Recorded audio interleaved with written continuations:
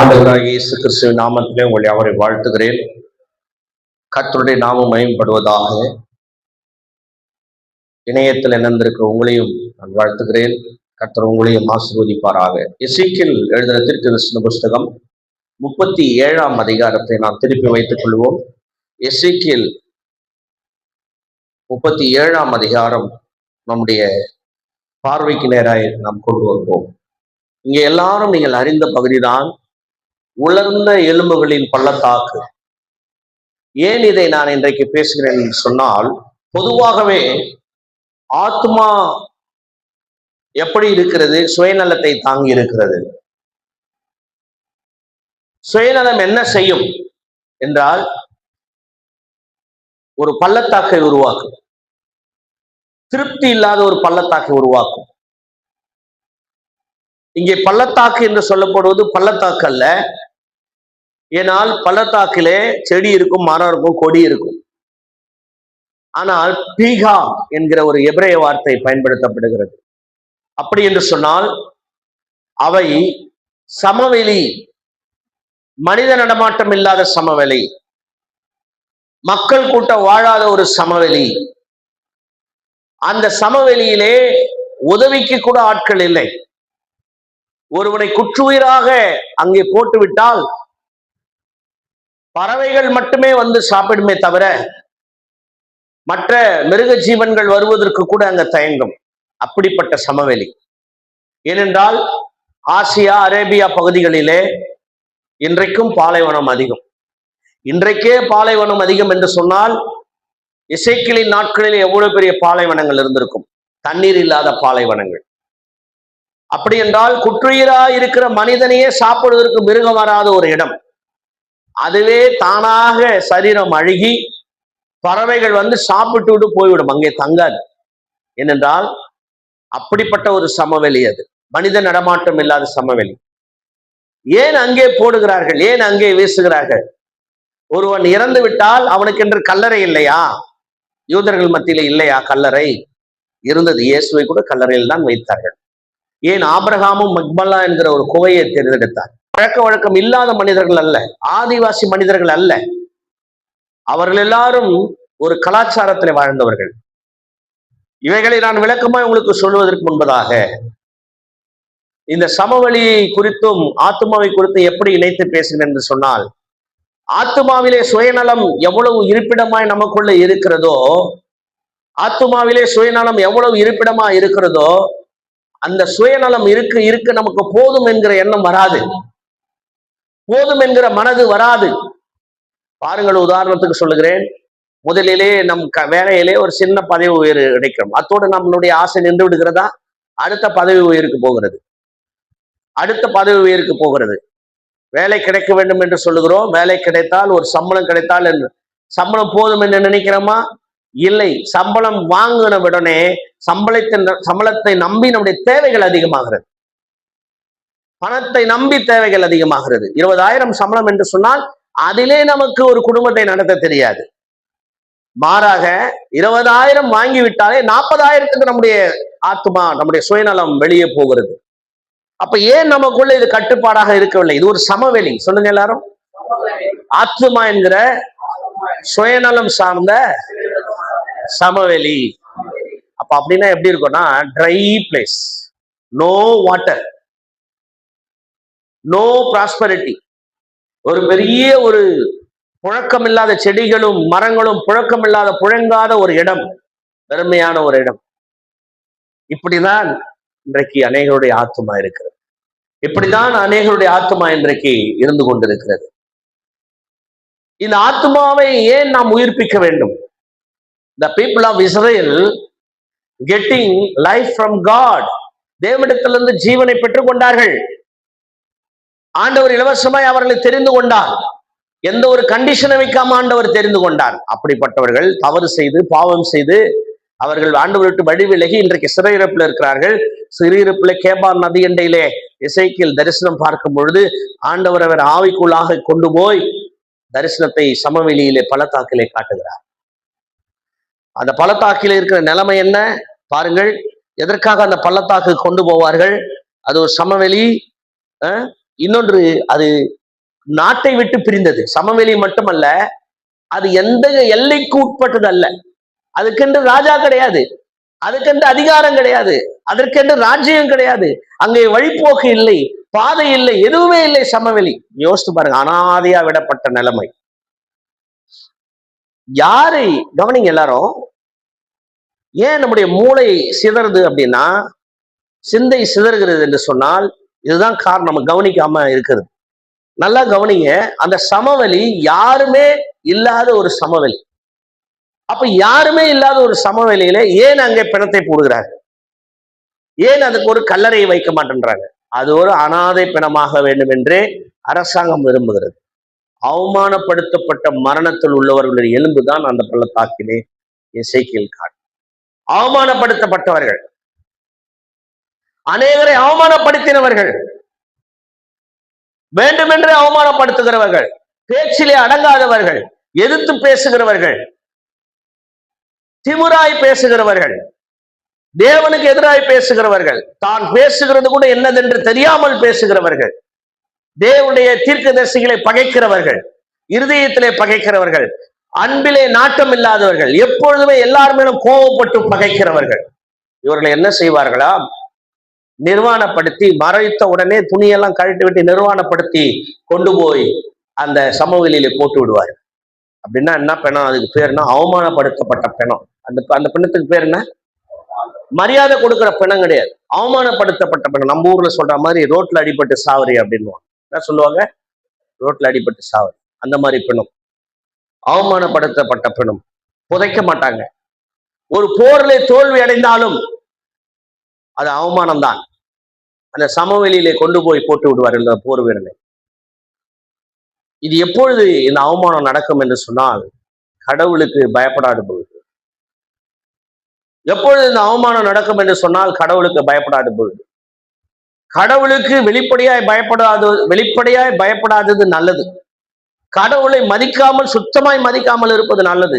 ஆனால் கடவுளை ஏற்றுக்கொண்டு வேஷம் போட்டு நடிப்பது மிகவும் கொடூரம்.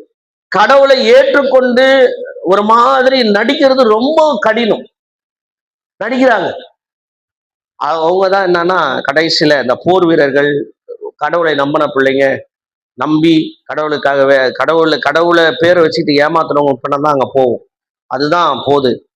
அதே போல முறையான அடக்கம் பண்ணப்படாத பறவைகள் துப்புரவுக்காக விடப்பட்ட பணம், அவமானப்படுத்தப்பட்ட பணம் அல்ல, முறையா அடக்கம் பண்ண பணம். பறவைகளால் துப்புரவு செய்கிறது. பறவை மட்டும் தான் அங்க வந்துட்டு போகும். எல்லா சதையெல்லாம் குத்தி எடுத்துட்டு எலும்பு மட்டும் விட்டு போகும். இது உண்மையா நடந்துதா? இப்ப இதுக்குன்னு ஒரு ஆசாரியம் போக மாட்டாங்க. இதுக்குன்னு துக்க நாள் அனுசரிக்கப்படாது. அதனாலதான் பைபிள்ல எல்லா இடத்துலயும் தாவீதின் கல்லறை அண்டை சேர்க்கப்பட்டார்கள். கல்லறை எவ்வளவு முக்கியம் பாருங்க.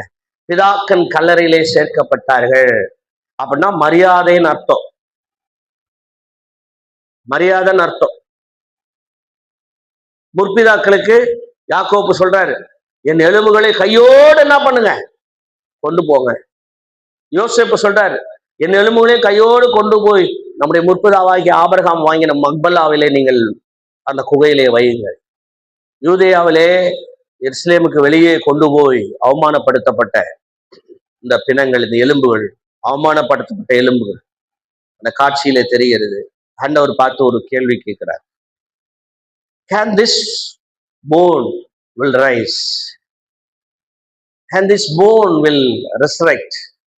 இந்த எலும்புகள் உயிரடையுமா? தீர்க்கதரிசியை பார்த்து கேட்கிறார். Even the prophets did not go answer properly. அந்த தீர்க்கதரிசிக்கு சரியான பதில் தெரியாது. இந்த எலும்புகள் உயிரடையுமா என்று கேட்கிறார். அவருக்கு பதில் சரியாக தெரியவில்லை. அழகா பதில் அவரே யோசித்து சொல்றாரு, ஆவியாலே முடியும். ஆண்டவருடைய ஆவியாலே முடியும். ஆத்துமாவே,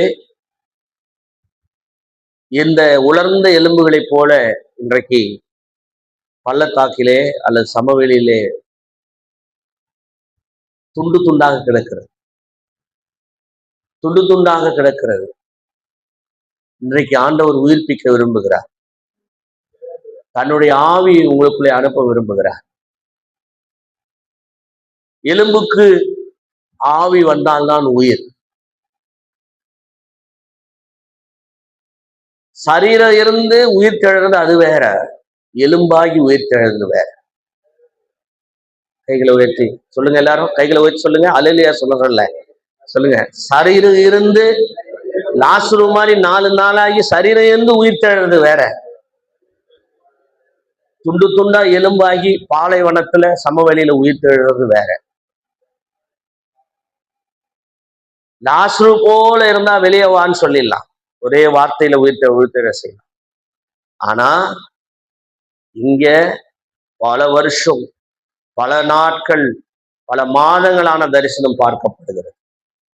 தரிசனத்தினுடைய விளைவு என்ன? சிதறுண்ட எலும்புகள். நான் கல்லறை என்று சொன்னேனே, இப்படிதான் ஷேப் இருக்கும். இதுதான் மரியாதைக்குரிய கல்லறை, தன் குடும்ப கல்லறை. அந்த தலை மாறி அதுல நிறைய பேரை புதைப்பாங்க. நிறைய அந்த குடும்பம் ஒன்னா செத்துட்டா, இந்த படிக்கட்டு இருக்கு பாருங்க, இதான் படிக்கட்டு. இதுல ஏறி, இந்த படிக்கட்டுல ஏறி வந்து இந்த வயிறு பகுதி போல இருக்கிற இடத்துல புதைப்பாங்க. அதே போல இதுவும் அப்படிதான், இந்த கலரையும் அப்படிதான். இதுக்கும் வழிகள் இருக்கிறது. இது மாதிரி இடம் வாங்கி இது வந்து இந்த கல்லிலே வெட்டி குகையாக செய்யப்படுகிறது. இதெல்லாம் மரியாதைக்குரிய புதைக்கிற இடம்.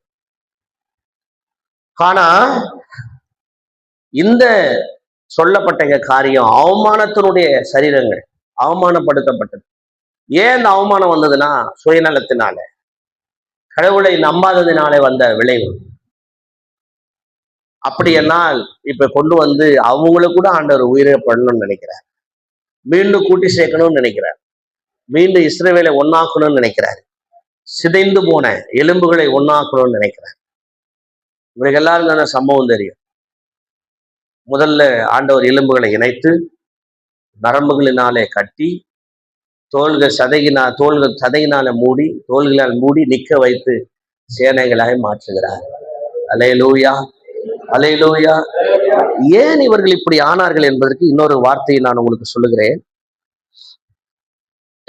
எசேக்கியேல் 6ஆம் அதிகாரம் 5ஆம் வசனத்துல பாருங்க. எசேக்கியேல் 6ஆம் அதிகாரம் 5ஆம் வசனத்திலே, நான் இஸ்ரவேல் புத்திரருடைய பிரேதங்களை அவருடைய நரகலான விக்கிரகங்கள் முன்னே கிடக்க பண்ணி உங்கள் பலிபீடங்களை சுற்றிலும் உங்கள் எலும்புகளை சிதற பண்ணுவேன். I will scatter your bones around your sacrifice, around your altar, idol altar. நான் எல்லா எலும்புகளை சிதற பண்ணுவேன். சிதற பண்ணுகிறவர். அடுத்தது பாருங்க, எசேக்கியேல் 36:25. கூட்டி சேர்க்கறதுக்காக ஆண்டவர் கொடுக்கிற வார்த்தை. அப்பொழுது நான் உங்கள் மேல் சுத்தமான ஜலம் தெளிப்பேன், நான் உங்களுடைய எல்லா அசுத்தங்களையும் உங்களுடைய நரகலான விக்கிரகங்களை நீக்கி உங்களை சுத்தமாக்குவேன், நீங்கள் சுத்தமாவீர்கள். ஒரு மனிதன் சுத்தமாக வேண்டும் என்று சொன்னால், ஒரு மனிதன் ஆண்டவருக்கு பிரியமானவனாக மாற வேண்டும் என்று சொன்னால், கர்த்தருடைய தண்ணீர், நீரூற்று அவன் மேல் தெளிக்கப்பட வேண்டும். இதைதான் இன்னைக்கு தெளிப்பு ஞானஸ்தானத்துக்கு எடுத்துக்கிறாங்க இந்த வசனத்தை. இது தெளிப்பு ஞானஸ்தானத்தை குறிக்கிறது இல்ல. ஜலம் என்று சொல்லும் பொழுது, தண்ணீர் என்றும் போது வேத வசனங்களை அவர்கள் மேலே போடுவேன். ஆவியானவர் கொடுக்கிற சத்தியங்களை நான் தெளிப்பேன். ஆவியானவர் மழையை வர்ஷிக்க பண்ணுவார், தண்ணீரை வர்ஷிக்க பண்ணுவார். இன்னைக்கு உங்க ஆத்துமா உயிர் அடையணும். உழந்த ஆத்துமா, சிதறுண்ட எண்ணங்கள், எலும்புகளும் ஒண்ணுதான். இந்த சுயநலம் அதிகமா இருக்கும் போது நம்முடைய ஆத்மா சமவெளியை போல, காய்ந்த சமவெளியை போல இருக்கும். இதைதான் நாம் பார்க்கிறோம். அன்பானவர்களே, இது எதனால் வருகிறது? எதனால் வருகிறது? சுயநலத்தினால் மட்டும்தான் வருகிறது. இன்னும் குறிப்பாக நுணுக்கமாக இதை நாம் பார்க்க வேண்டும் என்று சொன்னால், இந்த வறட்சி, இந்த வறண்ட இடத்துல நம்முடைய எலும்புகள் போவதற்கு காரணம் நாம் பழகின மதம், நாம் பழகின கிறிஸ்துவ கலாச்சாரம் கூட. நான் இடையிலே ஒரு நோட்டீஸ் அச்சிடுவதற்காக அன்னை பிரஸுக்கு நான் சென்றேன். அங்க ஒரு இஸ்லாமியர் பாஷா அவர் என்னோடு கூட பேசி கொண்டிருந்தார். அப்ப என்னுடைய படிப்பு அங்க இருக்கிற படிப்பு பழைய நோட்டீஸ் இருந்தது, பழைய கார்டு, அதை பார்த்துட்டு கேட்டாரு. படிப்பு பார்த்து கேட்டாரு, இது என்ன இது, எம்டியூ, எம்டிஹெச், பிடிஹெச் இதெல்லாம் போட்டிருக்கீங்களான்னு கேட்டாரு. அது மாதிரி படிப்பு கடவுளை பத்தின படிப்பு. அப்ப கடவுளை பத்தின படிப்பு அப்படின்னு நீங்க சொல்றீங்களே, என்ன படிப்பீங்க அப்படின்னு கேட்டார். கடவுளை பற்றி மட்டும்தான் படிப்பேன். சொல்லுங்க, கடவுளை பற்றி மட்டும்தான் படிப்பேன். இல்ல கிறிஸ்துவத்துல எப்படிலாம் பண்ணோம் அதெல்லாம் படிக்க மாட்டோம். அது ஒரு சப்ஜெக்ட் இருக்குது, ஆனா அதுல எனக்கு உடன்பாடு இல்லை அப்படின்னு சொன்னேன். அவர் கேட்டார், ஏன் உடன்பாடு இல்லை? நான் சொன்னேன், இன்னைக்கு நடக்கிற உலகத்தில் நடக்கிற எல்லா போருக்கும் மதம் தான் காரணம். காசாவிலே இன்றைக்கு பட்டினி கிடக்கிறார்கள் என்றால், இஸ்லாமியர் கொல்லப்படுகிறார்கள் என்றால், யூத இஸ்லாமியர்களுக்கான சியோனுவாதிகளுக்கும் தீவிரவாதிகளுக்கும் மதவாதிகளுக்கும் நடக்கிறதான சண்டை. ஆகவே மதம் என்ன செய்யும்? மனிதனை அழிக்கும். வெளிப்படையான சண்டையை மட்டும் ஏற்படுத்தாது. இந்த சண்டை எப்படி தொடங்குகிறது என்று அவருக்கு சொன்னேன். சபையிலேயே எலெக்ஷன்ல தொடங்குகிற சண்டை, ஊர்ல தெருவுல மதத்துல தொடங்குற சண்டை, ஸ்டேட்ல வட இந்தியா தென்னிந்தியான்ற தொடங்குற சண்டை, அதுக்கு பிறகு நாடுகள்ல மத சண்டை, எல்லாம் பார்த்தீங்கன்னா ஒரே கயிறு தான். அப்ப மதம் என்ன கற்றுக் கொடுத்தது? பழக்க வழக்கத்தை கற்றுக் கொடுத்தது. என்ன பழக்க வழக்கத்தை கொடுத்தது? நான் சொல்லுகிறேன், மத பழக்க வழக்கத்தை விட கர்த்தருடைய வசனத்தில் இருக்கிறதான, அவருடைய வார்த்தையில் இருக்கிறதான பழக்க வழக்கம், பரிசுத்த பழக்க வழக்கம் மேன்மையானது. அல்லேலூயா, அல்லேலூயா. இப்ப அவரிடத்துல சொன்னேன், நீங்க அப்போ கிறிஸ்துவர் என்ற அந்த இதுவை நீங்க விரும்பலையா அப்படின்னு கேட்டேன். நான் சொன்னேன், கிறிஸ்துவர் என்பதை எனக்கு கணக்கு இல்லை, உண்மையாக கிறிஸ்து எனக்குள் இருந்தால்தான் நான் கிறிஸ்தவன் அவர்கிட்ட சொன்னேன். அப்ப நீங்க பேசுறது வித்தியாசமா இருக்குதுன்னு சொன்னார். நான் சொன்னேன், ஆமா நான் சொல்ற கேளுங்கன்னு சொல்லி, நான் எந்த மதத்தையும் குற்றப்படுத்தவில்லை, ஆனால் ஒன்று சொல்லுகிறேன், மதத்தாலே தேவனுடைய ராஜ்யத்தை ஏற்படுத்த முடியாது. மதத்தினாலே தேவனுடைய ராஜ்யத்தை ஏற்படுத்த முடியாது. ஏற்கனவே இருக்கிற தேவனுடைய ராஜ்யத்திலே ஆத்துமா, தனிப்பட்ட ஆன்மா, சுயநலம் இல்லாத ஆன்மா உருவாக்கப்பட வேண்டும் என்கிற திட்டம் மட்டும்தான் இருக்குது தவிர, ஒரு ஸ்தாபனத்தை உருவாக்க வேண்டும் என்கிற திட்டம் தேவனுடைய ராஜ்யத்துக்கு இல்லை. அப்ப எப்படி? அப்ப நான் கேட்டேன், நீங்க ஒரு வேளை அவர்கிட்ட சொன்னேன், இப்ப நீங்க ஒரு வேளை இயேசுவை ஏத்துக்கொண்டீங்கன்னா உங்களை நான் சபை கூப்பிட மாட்டேன், உங்களை என்ன பண்ண மாட்டேன். இதை ஒரு சகோதரத்தை நேற்று சொல்லிட்டு இருக்கும்போது அவர் சொன்னாரு, சபை தானே போதிக்கனாரு. நான் கேட்டேன், இத்தனை வருஷம் என்ன போதிச்சுதுன்னு கேட்டேன். இத்தனை வருஷம் என்ன போதிச்சுது நான் சொல்றேன், கவனிங்க. இதை விட்டு நம்ம விலகல சொல்றேன். தொடக்க ஜபம், யாரோ ஒருத்தர் ஏவப்பட்டவர்கள் ஜபம் பண்ணுங்க ஐயா, பண்ணுங்க ஐயா ஒரு தொடக்க ஜபம் அப்படின்னா ஐயா என்ன பண்ணுவாரு? உதாரணத்துக்கு சொல்றேன், ஆண்டவரே சோத்திரம் சோத்திரம் சோத்திரம் சோத்திரம், நல்லவரே வல்லவரே சர்வ வல்லவரே ஹல்லேலூயா அப்படின்லாம் பண்ணிட்டு வருவாரு. ஆண்டவரே தடைப்பட்டிருக்க ஆத்துமாக்களை கொண்டு வரோம். என்னது சொல்லுங்க எல்லாரும்? துரிதமாய் கொண்டு வரோம், சீக்கிரம். அப்போ இத்தனை 40-50 வருஷம் ஆகியும் துரிதமா வர தெரியலன்னா அது சபையா? அது நேரத்தோடு ஒருத்தர் வர தெரியலன்னா சபையா? சொல்லுங்க எல்லாரும். நான் உங்களை கேள்வி கேட்க சபையான்னு உங்களை கேட்கிறேன். சபை இல்ல, மதம் என்ன சொல்லி கொடுக்குது? காம்ப்ரமைஸ் சொல்லி கொடுக்குது. ஆண்டவரை துரிதமாய் கொண்டு வரும், தடைப்பட்ட. அப்ப அவனுக்கு வரணும்னு மனசு இல்லையே. இத்தனை நாள் ஏன் அந்த ஜபத்தை செய்றீங்க நீங்க? துரிதமாய் கொண்டு வரணும், அவனுக்கு அறிவு இல்லை. கர்த்தரா போய் எல்லாரையும் போய் வா வா வா அப்படின்னு கொண்டு வருவார், எல்லாரையும் போய் தள்ளி கொண்டு வருவாரா? கர்த்தர் கொண்டு வருவாரா?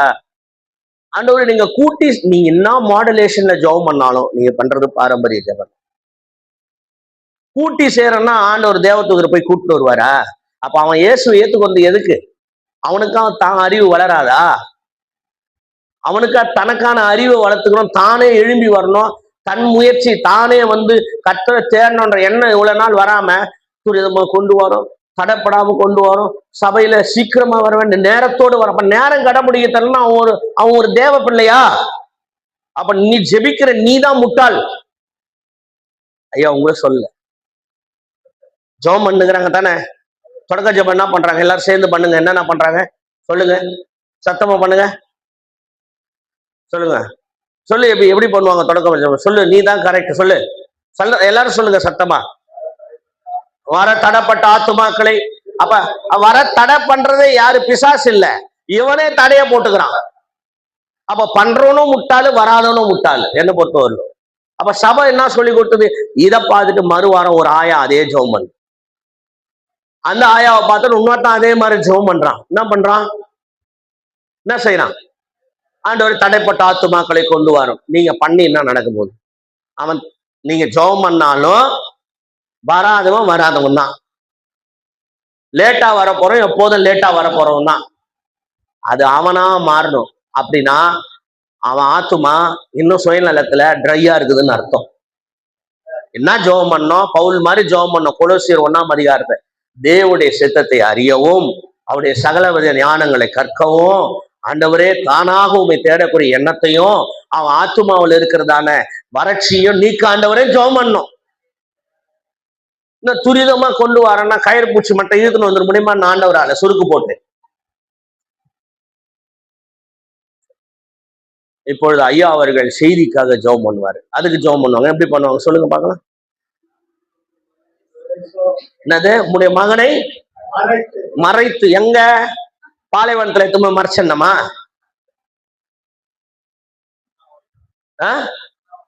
மன்னா வைத்தாரும். எப்படி? ஆவிக்குரிய மன்னா.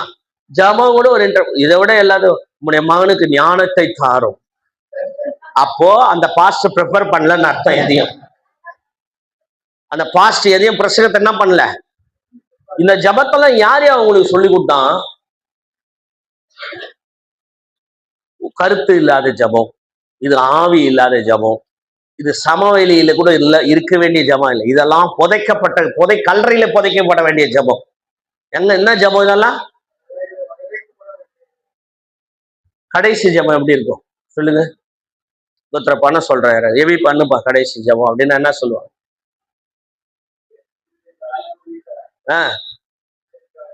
நன்றி ஆண்டவரே, வாரம் அதான் ஆண்டவரே, எவி ஆண்டவரே அதபடி நடத்தும், அப்படியே செய்யணும். எபி பண்றது கரெக்ட். எல்லா இடத்துலயும் தான் நடந்துனுக்குது இந்த கூத்து தானே. எபி எல்லா இடத்துலயும் என்ன பண்ணுது? இந்த கூத்து நடக்குது. அதை விட ஒரு விசேஷ கூத்து நடக்கும். ஆண்டவரே நாங்கள் கேட்ட சத்தியத்தின்படி வாழ. அங்க சத்தியமா இருந்தது எவ்வளவு நேரம் பாருங்க. ஒரு ஜெபம் கூட பாரம்பரியமா தாங்க. ஒருத்தனையும் உயிர்ப்பிக்காத ஜெபம். அப்படின்னா இப்படி ஒரு ஜபம் நடந்துன்னு இருக்குதுன்னா சபை சமவெளியாய் இருக்கிறது.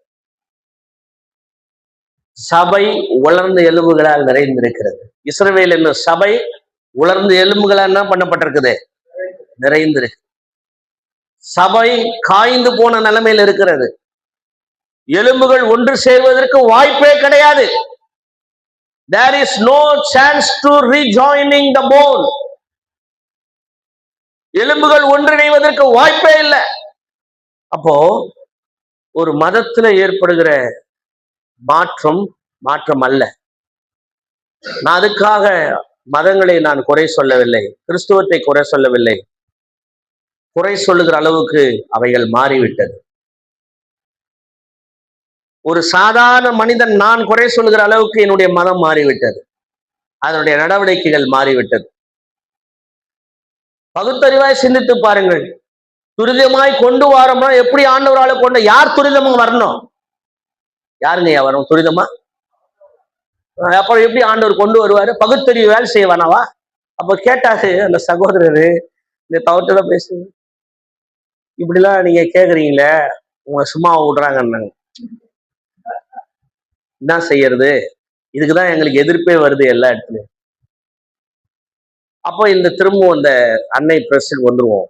அங்க சகோதரத்தை பேசிட்டு இருந்தேன். எங்க சபையில எல்லாருக்கும் நாங்க என்ன செய்யறோம்னா விருந்து தரோம். எல்லாருக்கும் சம உரிமை. பாவம் செய்தவங்க, பாவம் இல்லாதவங்க, நீதிமான்கள் நீதிமானால எல்லாருக்குமே கர்த்தருடைய சரீரத்தை நாங்கள் கொடுக்கிறோம். நாங்கள் யாரையும் விலைக்கு வைக்கிறதில்லை, நாங்கள் யாரும் புறக்கணிப்பதில்லை. ஏனென்றால் இயேசுவை நாங்கள் இயேசுவாக பார்க்கிறோம். அல்லேலூயா. இயேசுவை கிறிஸ்துவ மதத்துக்குள் வைத்து நாங்கள் இயேசுவை பார்க்கவில்லை, கிறிஸ்துவ கோட்பாட்டுக்குள் வைத்து இயேசுவை பார்க்கவில்லை. விசுவாச பிரமாணம் அன்னைக்கு கரெக்ட், ஆனா இன்னைக்கு விசுவாச பிரமாணத்தை சொல்லணும்னா அப்போ நம்மளை சுத்தி நம்மளே என்ன நினைக்கிறோம்னா, நம்மை சுற்றிலும் எரசி, நம்மை சுற்றிலும் கள்ளப்போதனை இருக்குது என்று நாம் நம்புகிறோம். நமக்கு எல்லாரும் யாராவது இயேசு கிறிஸ்து மனித தன்மையை மறுக்கிறீங்களா? மனித தன்மையை மறுக்கிறதுனா விசுவாச பிரமாணம் சொல்லலாம், தெய்வீக தன்மையை மறுக்கிறதுனா விசுவாச பிரமாணம். இங்க எல்லாருமே என் சபையே முழுவதும் கிறிஸ்துவ நம்புது, எதுக்கு வாரம் வாரம் நான் விசுவாச பிரமாணம் சொல்லிட்டு இருக்கணும்? அந்த காலத்துல அதை எழுதும் போது மறுதளிச்சாங்க எல்லாரும். அதுக்கு சொல்லப்பட்டது. நிசையா மண்டலத்துல விசுவாச பிரமாணம் எதுக்கு சொல்லப்பட்டதுன்னா, அந்த காலத்திலே குமாரனுடைய தன்மை, இயேசு கிறிஸ்துவின் குமாரனுடைய தன்மையை மறுதளித்தாங்க, அதுக்காக சொல்லப்பட்டது.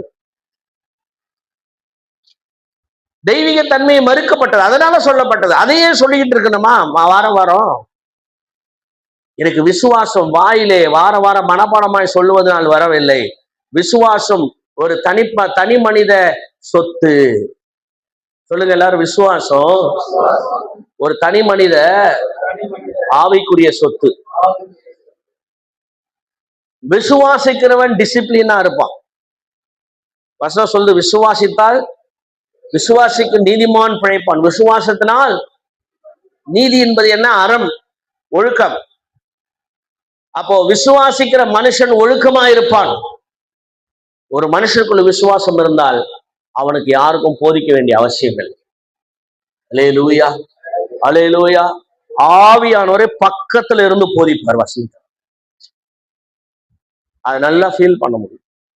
விசுவாசிக்கிற மனிதன் எல்லாவற்றையும் பெற்றுக்கொள்வார், whatever it may be. நிறைய பேருக்கு புரியாத புதிர் என்ன தெரியுமா? அவங்களுக்குள்ள அவங்க கர்த்தருக்கு பயப்படுற மாதிரி இருக்கும், கர்த்தரிடத்துல விசுவாசமா இருக்கிறது போல இருக்கும், கர்த்தரை நம்புறது போல இருக்கும். ஆனா எலும்புகள் உயிரடைஞ்சிச்சான்னு தெரியாது. அவங்க உயிரோடு இருந்தா விசுவாசிக்கிறாங்களா? இன்னும் நரம்பு கட்டப்படல, இன்னும் எலும்புகள் ஜாயின் ஆகல. ஒரு முழுமை என்பது என்ன? அப்போ இன்னைக்கு எத்தனை மரணங்கள் இருக்கிறது, எத்தனை வறட்சி இருக்குது என்று சொன்னால், இன்றைக்கு கிறிஸ்தவர்கள் ஆன்மாவிலே வறண்டு போயிருக்கிறார்கள். ஆன்மாவிலே வறண்டு, இரண்டாவது சமூகத்திலே வறண்டு போயிருக்கிறார்கள். சமூகம் வறண்டு போயிருக்கிறது, ஆன்மா வறண்டு இருக்கிறது, சமூகம் வறண்டு இருக்கிறது, சபை வறட்சியா இருக்கு. 3 வறட்சி இருக்குது. சொல்லுங்க, என்னென்ன வறட்சி? ஆன்மாவில் ஒரு வறட்சி, சமூகத்துல ஒரு வறட்சி, சபையில வறட்சி. சபையில வளர்ச்சி இருக்கணுமே தவிர வறட்சி இருக்கக்கூடாது. வளர்ச்சினா என்ன தெரியுமா சொல்றாங்க எல்லாரும்? 1000 பேர் 5000 பேர் வளருது வளர்ச்சின்னு சொல்றாங்க. Are you believing quality or quantity? Quality நம்புறீங்களா? குவாலிட்டி நம்புறீங்களா? குவான்டிட்டி நம்புறீங்களா? குவாலிட்டின்னா என்னன்னா தனி மனித விசுவாச வளர்ச்சி. குவான்டிட்டின்றது ஆயிரக்கணக்கான பேர் ஒரு சபைக்கு வருது. அதனால என்ன பிரயோஜனம்? 2000 பேர் ஒரு சபைக்கு வந்து என்ன பிரயோஜனம்? 25,000 பேர் ஒரு சர்வீஸ்க்கு வந்து என்ன பிரயோஜனம்? சத்தமா பாட்டு பாடலாம், கையை தட்டலாம், வெளியே பிரம்மாண்டமா நல்ல பாஸ்டரு பெரிய அளவுல வளர்த்துட்டாருன்னு சொல்லலாம் சபையை. ஆனா பாஸ்டருக்குள்ள இருக்க ஆத்மா சுயநலம் இல்லாமல் இருக்குதா? சிறிய சபையில் உள்ள போதகர்களுக்கு எந்த விதத்திலும் ஏன் அவன் சபையே சிறிய சபையா இருக்குன்னா, சுயநலம் இல்லாதனால்தான் அவன் சபையே சிறிய சபையா இருக்கு. அந்த சிறிய சபை உள்ள போதகர் கூட இன்னைக்கு பெரிய சபையில் உள்ள போதகர்களை பார்த்து சுயநலம் வருது. நம்ம சபையும் இப்படி ஆகணும்னு. வேண்டாங்க, நமக்கு அது வேணாம், அது நமக்கு வேண்டாம். எத்தனை ஆத்மா வருதுன்றது முக்கியம் இல்லை, அந்த ஆத்மா எவ்வளவு வளர்ந்திருக்கிறது என்பதுதான் முக்கியம். கைகளை தட்டி ஆண்டவருடைய நாமத்தை மேம்படுத்துவோம். எத்தனை ஆத்மா வருதுன்றது முக்கியம் இல்லை, அந்த ஆத்மா எப்படி வளர்ந்திருக்கிறது, அந்த ஆத்மாவுக்குள்ள மாற்றம் எப்படி வந்திருக்கிறது, அந்த ஆத்மா இன்றைக்கும் உயிரோடு இருக்கிறது, அந்த ஆத்மா இஸ்ரவேலில் எப்படி மீதியா ஜனங்கள் இருந்தார்களோ அது போல மீதியான ஜனங்களை சில பேர் ஆண்டவர் வைக்கிறார். சின்ன கண்டிஷன், சின்ன கண்டிஷன் கூட சில பேருக்கு பிடிக்காது. சின்ன கண்டிஷன் போறது பிடிக்காது. அப்படின்னா நீ சின்ன சபையில இருக்க வேண்டிய ஆள் இல்லை, பெரிய சபைக்கு போக வேண்டிய ஆள். ஏன்னா பெரிய சபையில தான் உன் வஸ்திரத்தை கணக்கெடுக்க மாட்டாங்க. நீ எப்படி வேணா வா, நீ எப்படி வேணா வானா அந்த சபை நிரம்பதான் செய்யும். ஆமேன்னு சொல்லுங்களேன். எப்படி வேணா நீ வானா, நீ நெயில் பாலிஷ் வைக்காத அப்படின்னு அந்த சபை குறைவுபடும். நீ லேட்டா வராத, அந்த சபை குறைவாயிடும். நீ ஏன் லேட்டா வர, நேரா எதுக்கு நேரா கண்டிச்சா என்ன ஆகும்? நீ மெசேஜ் கேட்காம என்ன செய்துட்டு கேட்டா பிடிக்காது, அந்த சபை குறையும். நீ எப்ப வேணா வா, எப்ப வேணா போ, எப்படி வேணா இரு, எது வேணா செஞ்சுக்கோ அப்படின்னு அந்த சபை வளரும். உனக்கு தேவையான ஆசீர்வாதத்தை பிரசங்கத்தை தருவேன். விசுவாசம் ஒழுக்கத்தை போதிக்கும். அல்லேலூயா. ஒரு போதகர், ஒரு போதனை செய்கிறவர், ஒரு தலைவன், ஒரு ஊழியக்காரன் முதலிலே விசுவாசமா இருக்க வேண்டும். முதலில் ஒழுக்கமா இருக்கக்கூடாது. முதல்ல விசுவாசமா இருந்தா விசுவாசமே அவனை நீதி உள்ளவனாய் மாற்றும். அல்லேலூயா, அல்லேலூயா. புதுசு புதுசா ஒரு ஆசை வருது இல்ல, கலர் வளையல் போட்டுக்கணும், கையில பெரிய பிராஸ்லெட் போட்டுக்கணும், பெருசா மாடர்னா வாட்சி கட்டிக்கணும், மணி போட்டுக்கணும், அதை போட்டுக்கணும், இதை போட்டுக்கணும். ஒரு எண்ணம், புதுசா ஒரு எண்ணம் தோணுதுல, அந்த எண்ணம் தோன்றதுக்கு முன்னாடி அந்த எண்ணம் ஒரு ஏதாவது வீட்டுக்கு ஒண்ணு வாங்கணும்னு ஒரு எண்ணம் தோன்றதுக்கு முன்னாடி அந்த எண்ணத்துல எண்ணெயை ஊத்து கொளுத்தணும். சொல்லுங்க எல்லாரும்.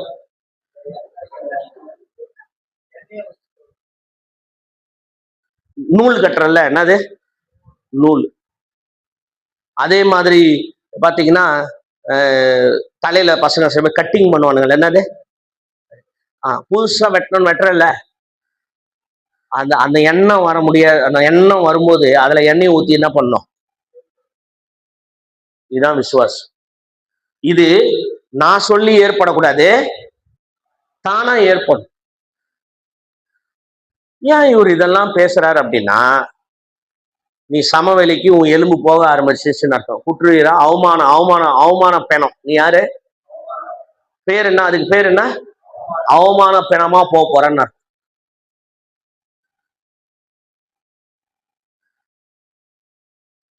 நிறைய பேர் இப்ப ஆன்லைன்ல கூட வர்றதில்ல, ஓடி போயிட்டாங்க. ஏன்னா அங்கேயே ஆவியானவர் புழக்க சாத்துகிறார். எங்க ஆன்லைன்லயே ஆவியானவர் என்ன பண்றாரு?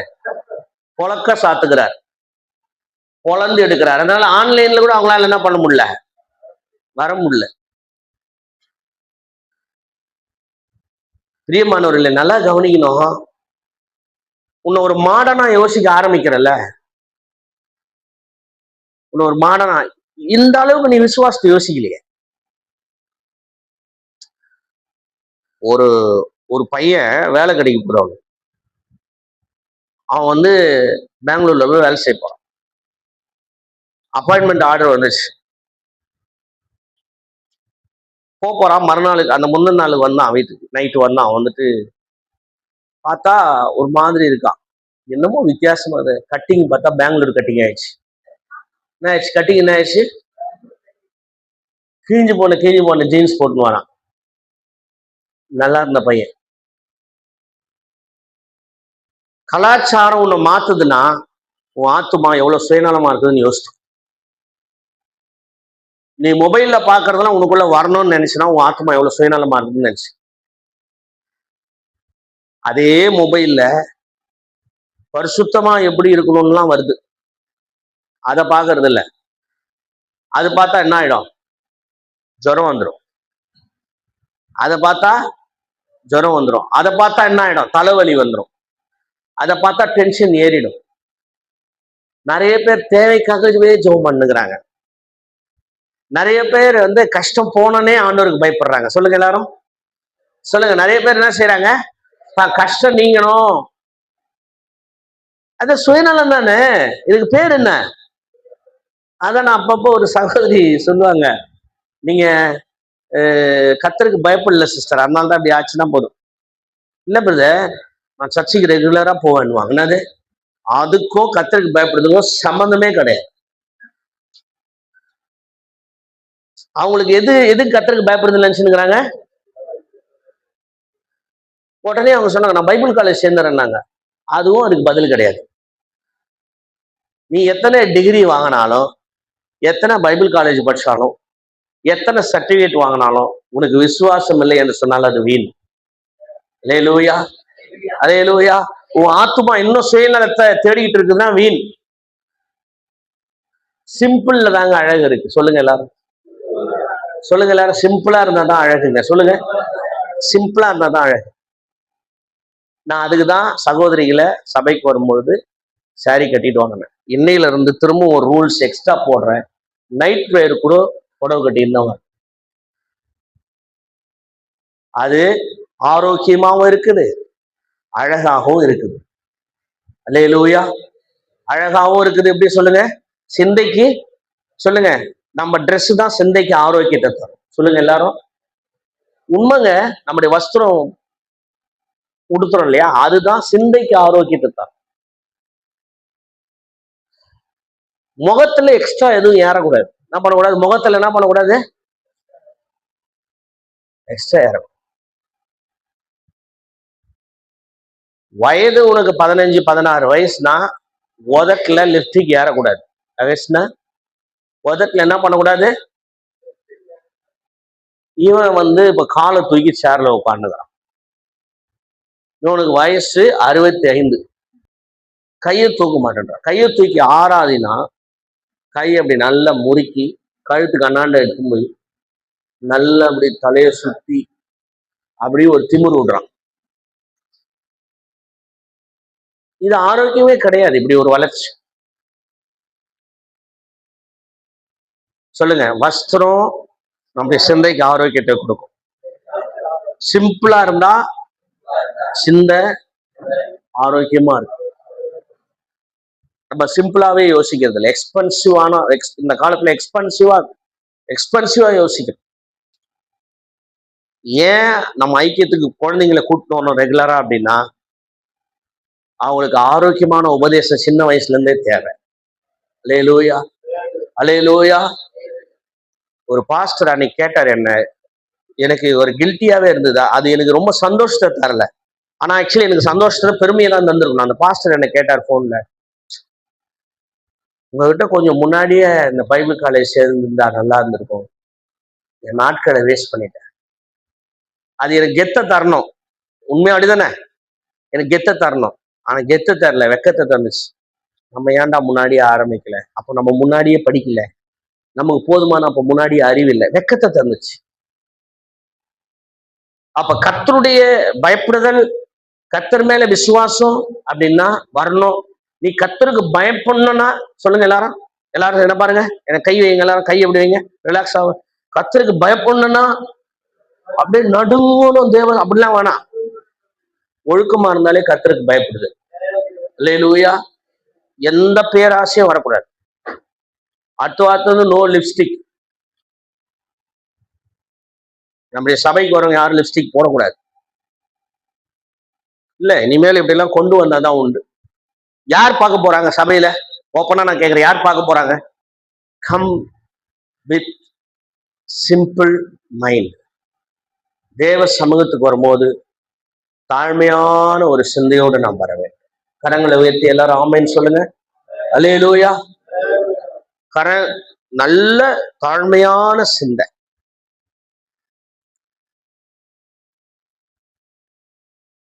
பவுடர் போடுறது தப்பு இல்லை, கிரீம் போடுறது தப்பு இல்லை, குளிக்கிறது தப்பு இல்லை, அதெல்லாம் தவறு கிடையாது. அந்த எக்ஸ்ட்ராடினரின்னு ஒண்ணு வருது பாருங்களேன், அங்கதான் தப்பு ஏற்படும். அழகை எடுத்து போர்வையாக போர்த்து கொள்ளாதே, அழகை உருவாக்கி போர்வையாய் போர்த்து கொள்ளாதே. அழகு கர்த்தர் உனக்கு கொடுத்த வரம். அல்லேலூயா. நீ கருப்பா இருந்தாலும் வெள்ளையா இருந்தாலும், நீ மாநிறமா இருந்தாலும், உனக்கானது மட்டும்தான். அல்லேலூயா சொல்லுங்களேன். அல்லேலூயா. இதை யாரும் திருட முடியாது, யாரும் பங்கிட முடியாது.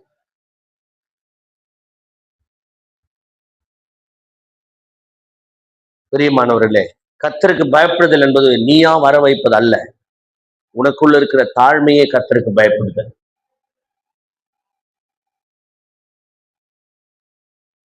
தாழ்மையினால் உண்டாக போகிற பலன் உன் ஆத்துமாவில ஏற்படும். வெளிப்படைய தாழ்மையா இருக்கிறது உன் ஆத்துமாவை எதுவும் செய்யாது. ஆனா தானா ஒரு தாழ்மை உனக்குள்ள ஏற்படுதா, அந்த அந்த அந்த தாழ்மை உன் ஆத்துமாவை என்கவுண்டர் பண்ணும், அந்த ஆத்துமாவை அலக்கி வளர்த்து எடுக்கும். அல்லேலூயா. இன்னைக்கு கர்த்தருக்கு பயப்படுதல்னா என்ன நினைக்கிறாங்கன்னா, சபைக்கு வர்றது, சபையில எப்படி இருக்கிறது. கர்த்தருக்கு பயப்படுதல் என்பது நம்ம எக்ஸ்ட்ராடினரியா காட்டாம ஆண்டவருக்கு முன்பாக ஆர்டினரியா காட்டுறது தான் கர்த்தருக்கு பயப்படுதல். சொல்லுங்க எல்லாரும், சத்தமா சொல்லுங்க. கர்த்தருக்கு பயப்படுதல் என்பது என்னை எக்ஸ்ட்ராடினரியா காட்டாம ஆர்டினரியா சிந்தையில இருப்பதுதான். ஆர்டினரியா இருக்கணும். எப்படி இருக்கணும்? எக்ஸ்ட்ராடினரினா உயர்த்தி காட்டுறது. அப்படிலாம் தேவையில்லை, அப்படிலாம் தேவையில்லை. நம்ம சபைக்கு கவனிங்க, நம்ம சபைக்கு இந்த கீபோர்டு வாசிக்கிறது போதும். அல்லேலூயா. இதுக்காக நான் மாஸ்ட்ரோவா மாற முடியாதீங்க. நம்ம சபைக்கு இது போதும். அல்லேலூயா. ஆமென் சொல்லுங்க. நம்ம சபைக்கு என்ன பண்ணோம்? இது போதும், இந்த ஸ்டைல் போதும். நம்ம ஆர்டினரியா இது வந்து கர்த்தரை ஆராதிச்சா போதும். சிம்பிளா பண்ணா போதும். வாயெல்லாம் கோணிக்கின்னு எல்லாம் பண்ண தேவையில்லை. அது எக்ஸ்ட்ராடினரி. இது யார் கேட்டாங்க? இத எனக்கு நல்லா வந்தா பாடலாம். நான் அந்த மாதிரி எக்ஸ்ட்ராடினரியா பாடி நீங்க எல்லாம் காமெடி பண்ணி சிரிச்சு கேலி கூத்தா மாறிடும். அப்போ இன்னைக்கு பாருங்க, கர்த்தருக்கு பயப்படுதல்ன்றது கொள்கையாக மாறிவிட்டது. கத்தோலிக்க பயப்படுதல் ஒன்று இருக்கிறது. என்னது சொல்லுங்க எல்லாரும். கத்தோலிக்க பயப்படுதல் ஒன்று இருக்குதுங்க. சொல்லுங்க எல்லாரும். அது என்னங்க? மெழுகுவத்தி கொளுத்தணுங்க, ஊதுவத்தி கொளுத்தணுங்க, மாதா சிலைக்கு முன்னாடி ஊழணுங்க. அது கத்தோலிக்க பயப்படுதல் இல்லைங்க, கர்த்தருக்கு பயப்படுதல் இல்லைங்க. அது சிஎஸ்ஐ லுத்தரன் புரொட்டஸ்டன்ட்டுக்கு பயப்படுதல் ஒண்ணு இருக்குங்க. அது என்ன பண்றதுங்க? என்ன பண்றதுங்க? பயபக்தியா பைபிள் தூக்கின்னு கோயிலுக்கு போயிட்டு வந்து கோயிலில் இருக்கிறவரெல்லாம் தண்ணி அடிக்காம இருக்கிறதுங்க. கோயில்ல இருந்து வந்தோடனே பிரியாணி சாப்பிட்டு தண்ணி அடிக்கிறதுங்க. சர்ச்சுக்கு வெளியே நிக்கிறதுங்க. காணிக்க போறதுங்க, சில்லறை காணிக்கா போடுறதுங்க. அங்கேயே என்ன பண்றது? கட்டிடத்தை கட்டி அங்க சிலையிலேயே தவிர முன்னாடி இருக்கிற சிலுவையை பார்த்து கும்பிட்டு வர்றதுங்க. குழந்தையிலேயே ஞானஸ்தானம் கொடுக்கறதுங்க. இதெல்லாம் முடிச்சிடுவாங்க. திடப்படுத்தல் எடுக்கிறதுங்க. இது கர்த்தருக்கு பயப்படுதல். பெந்தகோஸ்தே கர்த்தருக்கு பயப்படுதல் இருக்குங்க. அது வெள்ளை வெள்ளையை தரிச்சிக்கிறதுங்க, நகையை கைட்டி போடுறதுங்க. கரிஸ்மெட்டிக் பயப்படுதல் ஒண்ணு கர்த்தருக்கு பயப்படுதல். அது வெறும் கையை தட்டின்னு வைப்ரேஷன் ஆகுறதுங்க. கர்த்தருக்கு பயப்படுதல் எல்லாம் இல்லைங்க. கர்த்தருக்கு பயப்படுதல் உனக்குள்ளே ஏற்படுகிற மாற்றமே கர்த்தருக்கு பயப்படுதல். அல்லேலூயா. நீ வறட்சி இல்லாமல் இருப்பதே கர்த்தருக்கு பயப்படும். உடனே ஆசீர்வாதமா இருப்பதில்லை, உங்க ஆத்மா காய்ந்து இல்லாமல் இருக்க வேண்டும். உங்க ஆன்மீகம், உங்க ஆவிக்குரிய வாழ்க்கை காய்ந்த தன்மையோடு இருக்கக்கூடாது, வறட்சியா இருக்கக்கூடாது. நான் சொல்லுவேன், நிறைய விஷயம் சொல்லுவேன். நீ பொறுப்பா இருக்கிறதே பரிசுத்தம் தான். ஆமைன்னு சொல்லுங்களேன். நான் பொறுப்பா இருக்கிறதே பாத்திரத்தை கீழே போடாதே ஒரு பரிசுத்தம் தான். சொல்லுங்க யாரா. மொபைல அப்பப்போ வருஷம் போடுற பரிசுத்தம் கிடையாது. ஏன்னா கர்த்தர் உனக்கு கொடுத்ததான பொருள். அல்லேலூயா, அல்லேலூயா. உங்க வீட்டுல வர ஒவ்வொரு பொருளும் பழசு கிடையாது, கர்த்தர் கொடுத்தது. எல்லாரும் சொல்லுங்க, எங்க வீட்டுல தானா கர்த்தர் கொடுக்குற பொருள். சொல்லுங்க, தானா. தானான்றது பிராக்கெட்ல போட்டுங்க. தானா கர்த்தர் கொடுக்குற பொருள் பரிசுத்தமானது. நானா வாங்குற பொருள் அசுத்தமானது. தானாவுக்கும் நானாவுக்கும் வித்தியாசம் கிடையாது. எல்லாரும் சொல்லுங்க, சொல்லுங்க எல்லாரும் சத்தமா. இதெல்லாம் வரமாட்டேன் வாயில, ஏன்னா இதெல்லாம் கர்த்தருக்கு பயப்படுற விஷயம். சொல்லுங்க, தானாவுக்கும் நைனாவுக்கும் இல்ல. நைசா நைனா அண்ணாதீங்க. சொல்றான், தானாவுக்கும் தானா வர்றதுக்கும். இப்ப சொல்ல போறீங்க பாரு, தானா சேர்ற கூட்டத்துக்கும். சிரிக்கிறீங்க பாத்தீங்களா? தான் அப்ப மூளை எல்லாம் என்ன நிறைஞ்சிருக்குது? சூர்யாவும் விஜயும் ரஜினிகாந்தும் நிறைஞ்சிருக்கிறாங்க. சொல்லும் போதே சிரிப்பு வருது எல்லாருக்கும். சொல்லுங்க, தானாவுக்கும் வாய் தருங்க எல்லாரும். தானாவுக்கும் நானாவுக்கும் வித்தியாசம் இருக்குது. சில இதெல்லாம் பண்ண தெரியுமா, வேலை கிடைக்கணும் உபவாசம் இருக்கும். என்னது உங்களுக்கு கிடைக்காது. ஏன்னா உன் உபவாசம் எந்த உபவாசம்? வேலை கிடைக்கிற உபவாசம். வேலை கிடைச்சோன்னா உபவாசம் என்ன ஆயிடும்? உபவாசம் சாப்பாட்டு மேல பாசம் ஆயிடும். ஜபம், ஒரே ஜபம், கண்ணீரின் ஜபம். எதுக்காக ஜபம் பண்ணீங்க? தேவையை சந்திக்கணும். சந்திக்கவே மாட்டார். வீடு கட்டணும் ஜபம், கட்டவே மாட்டாய். தானா கொடுப்பார் அதெல்லாம். அல்லேலூயா சொல்லுங்களேன். நீங்க செய்ய வேண்டியது என்ன? நம்ப வேண்டியது.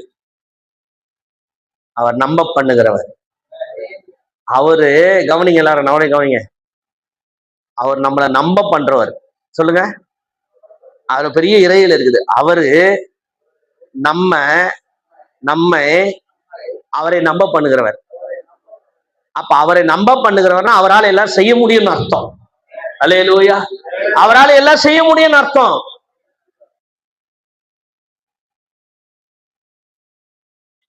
Human recommendation waste. படிப்புக்கும் சரி,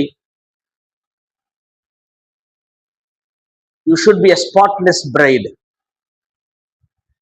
கரைதிரை அற்ற மனவாட்டியாக இருக்க வேண்டும். அல்லேலூயா, அல்லேலூயா. இன்னைக்கு ஆவியானவர் செத்த ஆத்மாவை உயிர்ப்பிக்கிற நேரம். உன் வார்த்தை ஜபம் மாறணும். துரிதமா கொண்டு வாரன்றத இடையோட மூட்டைக்கட்டை கல்றைக்கு புதைக்கும். சொல்லுங்க எல்லாரும். துரிதமாய் ஆத்துமாக்களை. அப்படின்னா ஆத்துமாக்கள்னா என்ன? சுயநலத்தை கொண்டு வர ஆண்டவரேன்னு அர்த்தம். ஆண்டவரே ஆத்துமாக்களை துரிதமாய் கொண்டு வர ஆண்டவரே சபைக்கு. அப்படின்னா எதை கொண்டு வரணும்? சுயநலமா எல்லாத்தையும், எல்லா சுயநலத்தையும் பிடிச்சி கூப்பிட்டாங்க ஆண்டவரேன்னு அர்த்தம். நல்லா கவனிங்க, தாழ்மையா சொல்றேன். ஆன்மீக வறட்சி நீங்கணும். சமூகத்துல ஒரு வறட்சி இருக்குது எங்க பார்த்தாலும். எங்க பார்த்தாலும். என்னன்னா, மனிதன் கொஞ்சம் கூட ஒரு பொறுப்பு இல்லாம வாழ்ந்து கொண்டிருக்கு. அதுதான் சமூகத்துல நிலவுகிற வறட்சி, ட்ரைனஸ். இன்னைக்கு தேவைகள் பெருகி விட்டது. எல்லாரும் சொல்லுங்க. தேவைகள் ஏன் சமூகத்துல பெருகுது? இங்க பார்த்து சொல்லுங்க. தேவைகள் ஏன் சமூகத்துல பெருகுது அப்படின்னா, எல்லாருக்குள்ள சுயநலம் பெருகுது. எல்லாருக்கும் என்ன பண்ணுது? சுயநலம். பிசிஓடி ப்ராப்ளத்தை பத்தி எழுதுறாங்க. சிறு பிள்ளைகள் ஏன் ரத்தம் இல்லாமல் இருக்கிறார்கள், சீக்கிரத்திலே பெரிய பிள்ளையாக மாறி விடுகிறார்கள் என்பதை ஆரோக்கியமான உணவு தேவனுக்கு உகந்தது என்ற தலைப்பில் அவர்கள் எழுதுறாங்க. ரொம்ப நல்லா இருந்தது. ரொம்ப அழகா பிரசன்ட் பண்ணாங்க. ரொம்ப நானே ஆச்சரியப்பட்டேன். அவங்களுக்குள்ள அந்த சிந்தை இருந்தது, உணவை குறித்த சிந்தை இருந்தது. ஆனா அந்த பிரச்சனையை நாங்க இங்க ஸ்டூடெண்ட்ஸ் டிஸ்கஸ் பண்ணும்போது நான் சொன்னேன், இதனால ஏற்படுற விளைவு பிசிஓடி ப்ராப்ளம், சின்ன பிள்ளைகளுக்கு வர பிரச்சனை இன்னைக்கு நிறைய இருக்குது. அப்போ உணவு கூட ஒரு சுயநலம் தான். ஒரு நாளைக்கு பீஸா சாப்பிடலாம், மாசத்துல ஒரு நாள் பீஸா சாப்பிடலாம். ஐயா சொல்லிட்டாரா, ஒரு நாள் எனக்கு கண்டிப்பா வாங்கிட்டா, அப்படிலாம் கிடையாது. ஒரு நாள் பீஸா சாப்பிடலாம், ஒரு நாள் 65 சாப்பிடலாம், ஒரு நாள் KFC சாப்பிடலாம். 2 மாசத்துக்கு ஒரு நாள் டெய்லி ஆர்டர் பண்ணி சாப்பிட்டோம்னா என்ன அர்த்தம்? அதான் நாங்க அந்த பூந்தமல்லியில அப்படி வரும்பொழுது, ஊழியத்தை முடிச்சுட்டு வரும்பொழுது, அந்த அப்படி திருமணம் லெஃப்ட் சைடு இந்த நாசர் இந்த திருமண சைடு திரும்பும்போது பாத்தீங்கன்னா அப்படியே ரத்த கலர்ல போர்டு அப்படியே மினுமுன்னு வரும். நான் பார்த்தா KFC. சொல்லுவேன், இப்படிலாம் போட்டா குழந்தைங்க ஏன் கேட்காது? அதுல பெரிய பீஸ் அப்படியே லெக் பீஸ் வந்து போச்சு. நிறைய பேர் காரம் ரொம்ப பிடிக்கும். என்னதான் எப்படி கேட்பாங்க தெரியுமா? கோரமா இருக்கணும். என்னதான் எப்படி இருக்குன்னா, நிறைய சில பேர்லாம் ஊருக்காவை தொட்டு நக்கி சாப்பிட்டு இருப்பாங்க. உடம்புல எது ஒத்துக்காதோ அதை தான் என்ன பண்ணுவாங்க நிறைய பேரு. கேட்டா விசுவாசம். விசுவாசம் எங்க போயிதுன்னு தெரியலையா? டேய், உனக்குள்ள விசுவாசம் இருக்கா இல்லையா? அதை கேட்கறேன்டா. விசுவாசம் எங்கே? ஒரு ஆயா சொல்லிச்சு மாடு மேய்க்க போய்க்குதுன்னு. கேட்டா அந்த பையன் பேரு விசுவாசமா? ஐயா என்னையா விசுவாசம் சும்மா கேட்டுனுக்கிறீங்க? விசுவாசம் எங்க போய்கிறான்? ஏம்மா, நான் அந்த விசுவாசத்தை சொல்ல, உள்ள இருக்க விசுவாசத்தை பேசுறேன். நல்லா கவனிங்க. விசுவாசத்தோடு சாப்பிடும். என்ன சாப்பிடு? நல்லா கவனிங்க. சமூக வறட்சி, சமூக புரட்சி இல்ல. இன்னைக்கு என்ன இருக்குது? ஜாதி வெட்டுறான். சமூக வறட்சி, ஜாதியில வெட்டுறான். நீ வெட்டுறான். ஏன்னா நல்ல மார்க் எடுக்கிறேன்னு வெட்டுறான். 9வது படிக்கிற பசங்க வெட்டிக்கிறான். சமூக வறட்சி. ஒரு வெட்டுகிற அளவுக்கு ஒரு ஜாதி வெறி அவன் ரத்தத்துல ஊறி இருக்குன்னா அந்த சமூக வறட்சி. நேத்து ஒரு வக்கீல் கேஸ் போடுறாரு. இப்ப இறந்து போன தம்பி கவினுடைய கொலையை குறித்து யாரும் தவறா பேசக்கூடாது யூடியூப்ல. ஜாதி வறட்சி, சமூக வறட்சி. ஆன்மீக வறட்சியை பார்த்தோம். பாரம்பரியம் ஆன்மீக வாழ்க்கையை கெடுக்கிறது. சமூக வறட்சி, ஜாதி சமூக வறட்சி. 3வது சபையில வறட்சி. சபையில ஒரு வறட்சி. ஏன்னா சபை இன்னைக்கு எப்படி இருக்கு அப்படின்னா, தனி மனித மறுரூபம் இல்லை. ஆவியின் நிறைவு என்று சொல்லப்படுகிறது, அது ஆவியின் குறைவு. ஆவியின் நிறைவு அல்லது ஆவியின் குறைவு. ஓ 2 பாஸ்டருக்கு வந்து கட்டி பிடிச்சாங்களாம். பாட்டு நல்ல பிரசன்ஸ்ல இருக்கும்போது என்ன பண்ணாங்களா, 2 பாஸ்டருக்கு வந்து ஹக் பண்ணிக்கிட்டாங்க. 2 பேரும் போய் கீழே விழுந்துட்டாங்க. என்னதான் 2 பேரும் கீழே. அப்ப 2 பேருக்குள்ள இயேசு தானே இருந்தாங்க. அப்ப இயேசு முட்டிக்கு கீழே விழுந்துட்டாங்களான்னு. எப்படி இயேசு கீழே விழுவாரு? அப்ப அந்த பாஸ்டர் கேட்டாரு, இப்படிலாம் நீங்க கேள்வி கேட்கறீங்கன்னு. அதான் நான் சொன்னேன், சபையில வறட்சி இருக்கக்கூடாதுன்னு சொன்னால் பகுத்தறிவு விசுவாசம் ஒன்னா போறோம். சொல்லுங்க எல்லாரும். சபையில வறட்சி இருக்கக்கூடாது, வளர்ச்சி இருக்கணும்னா விசுவாசமும் பகுத்தறிவும் ஒன்னா போகணும். கேள்வி கேட்கணும். நல்லா கவனிங்க. அனாயிண்டிங்ல எல்லாம் நீ கீழே விழுறாங்க. சொல்லுங்க எல்லாரும். கை நீட்டமா அனாயிண்டிங்ல கீழே விழுறாங்க. அப்ப எப்படி இவருக்குள்ள வந்து பரிசுத்தாவியினர் அவங்க மேல கை வைக்கும்போது அவங்க கீழே விழுறாங்கன்னா, அப்ப இவர் மேல வருது, இவர் எங்க விழணும்? இவரு விழறது இல்ல. ஆனா கை வச்சா என்ன பண்றாங்க? விழுறாங்க. அசுத்தாவியில உழறது வேற. அப்போ முதல்ல சொல்ற இவர் தானே கீழே விழுந்துடணும். ஃபயர் இவர் மேல இறங்கணும். ஒண்ணே ஃபயர் இவருக்குள்ள இறங்கணும். இவர் தான் முதல்ல கீழே விழணும். அங்க கீழே விழுந்தா இதெல்லாம் வந்து மாயாஜால் போடுவாங்க, பார்த்துப்பீங்களா? மாயாஜால் அந்த காலத்துலலாம் ஒரு பேப்பர்ல மாயாஜால். இதெல்லாம் ஆன்மீக மாயாஜால். எல்லாரையும் சபையில என்ன பண்ணனா, ஆவியில நிறைய போது முடிச்ச பிறகு பிபி மிஷின் கட்டி விட்டு பார்த்தா தான் தெரியும் ஏறுதா ஏறலையான்னு. சாதாரணமா சத்தம் போட்டாலே பிபி வரும். சாதாரணமா சத்தம் போட்டாலே என்ன வரும்? குதிச்சா பிபி ஏறும். இதெல்லாம் சபையில வறட்சி. சபையில வசனம் தான் வளர்ச்சி. இல்லையா? சொல்லுங்களேன். சபையில வசனம் இருக்கு. ஐயா இங்க இது உண்மையா சொல்லுங்க, இங்க வாரம் வாரம் வசனம் இருக்கா, வறட்சி இருக்கா? ஐக்கியத்துக்கு வரீங்க எல்லாரும். வசனம் இருக்கா, வறட்சி இருக்கா? வசனத்துக்குள்ள இருந்து வருகிற ஆழம் இருக்குதா, சாக்காடா இருக்குதா? அதனால இன்னைக்கு அன்னைக்கு எலும்புகளை சதை உண்டாகி உயிர் பெற செய்தது ரூவா. அந்த ரூவா நெபிஷ் ஆத்துமாக்களை முதல்ல அவங்க செத்தது அவமானப்பட்டு சுயநலத்தினால, உயிர்த்தெழுந்தது சுயநலம் இல்லாத ஒரு சரீரம் உயிர் பெற்றது. நீ கிறிஸ்துவுக்குள்ள சுயநலம் இல்லாமல் பிழைக்க வேண்டும். அம்மா ஐயா, நீ ஞானஸ்தானம் எடுத்திருக்கலாம், அபிஷேகம் பெற்றிருக்கலாம், தேவனுடைய ஊழியத்தை செய்யலாம், கர்த்தருக்கு பயப்படலாம்.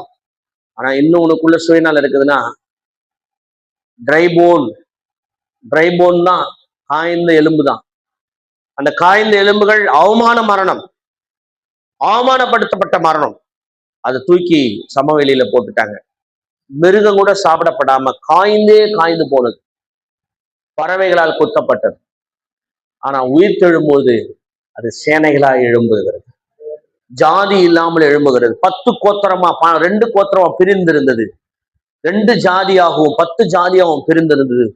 எழுந்து எலும்புகள் நிற்கும் பொழுது உயிர் தெழுந்தது. ஒரே இஸ்ரவேலாக, ஜாதி இல்லாத கூட்டமாக புதிய எருசலேமாக, புதிய நவமான யூதர்களாக, புதிய நவமான எபிரேயர்களாக தேவனுடைய பிள்ளைகளாக இருந்திருந்தார். நீ கர்த்தரை ஏத்துக்காம எப்படி ஒண்ணா இரு, கர்த்தரை நல்லா அறிஞ்சிட்ட பிறகு உனக்குள்ள சுயநாளம் இருக்கக்கூடாது.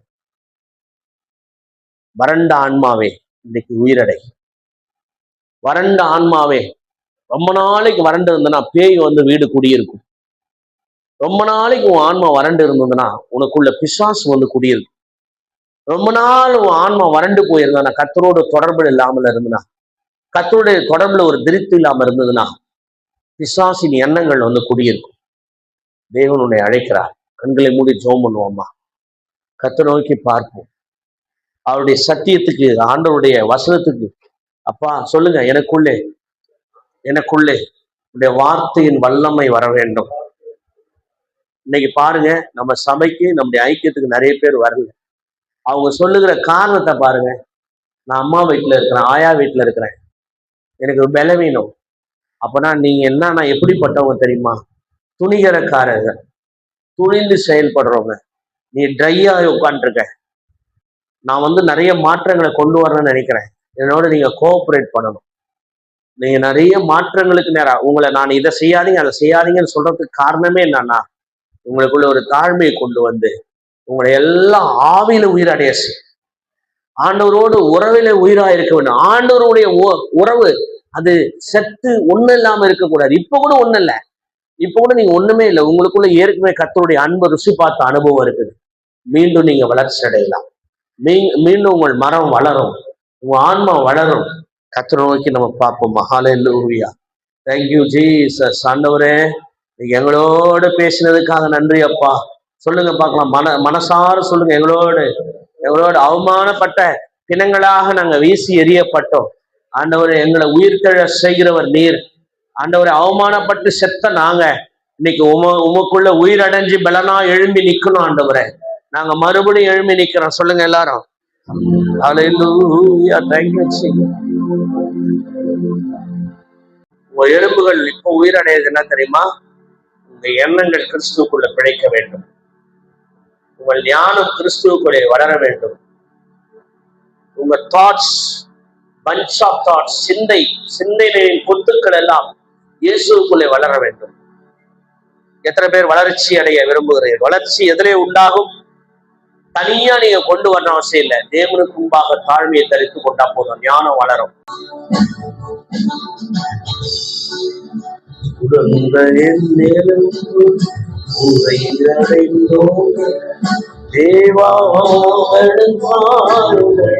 எல்லாம் பாடலாமா? பார்த்து பாடுங்க.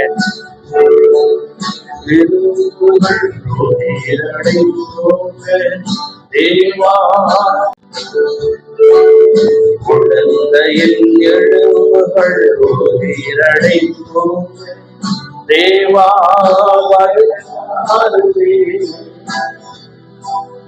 உயிருள்ளவரை உமக்காக வாழும் உறவிலே ஒரு வாழ்வே. உயிருள்ளவரை உமக்காக வாழும் உறவிலே ஒரு வாழ்வே. கர்த்தாவே, கால்களை ஸ்திரப்படுத்தும். கர்த்தாவே, என் கால்களை ஸ்திரப்படுத்தும்.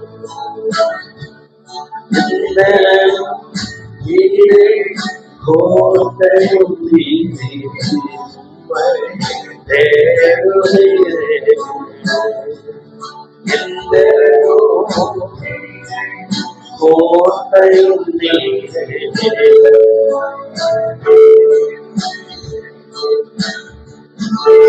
கர்த்தாவே, நான் நிலையற்றவன், நின் கால்களை ஸ்திரப்படுத்தும். கர்த்தாவே, நான் நிலையற்றவன், நின் கால்களை ஸ்திரப்படுத்தும்.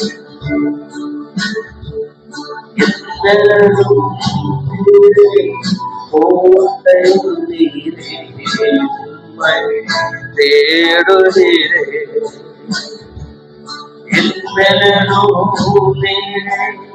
கோட்டையும் நீரே உம்மை தேடுகிறே. ஐயா வாங்க. குழந்தையின் எலும்புகள் உயிரடைக்கும் தேவா உங்களுக்காருமே. குழந்தையின் எலும்புகள் உயிரடைக்கும் தேவா உங்களுக்காருமே. உயிருள்ளவரை உமக்காக வாழும் உறவினை உயிருள்ளவரை உமக்காக வாழும் உறவினை உருவாக்குமே. பாடுவோம். கர்த்தாவே கர்த்தர் தான் ஆசீர்வாதத்தை கிருபை. கர்த்தாவே நனையற்றவர் என் கால்களை ஸ்திரப்படு. நீரே கோட்டையும் நீரே உம்மை தேடுகிறே. நீரே கோட்டையும்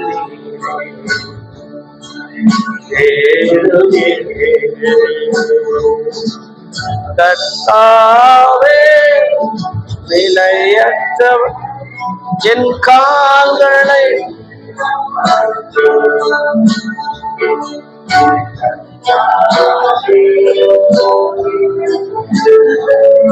என் கால்களை ஸ்திரப்படுத்தும்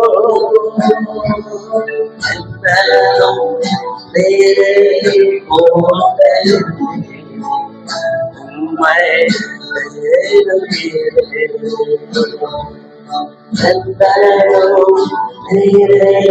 கோட்டையும்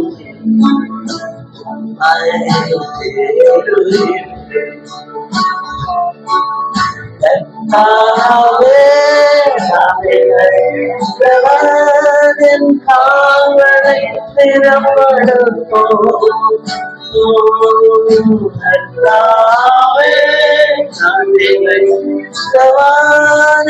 கால்களை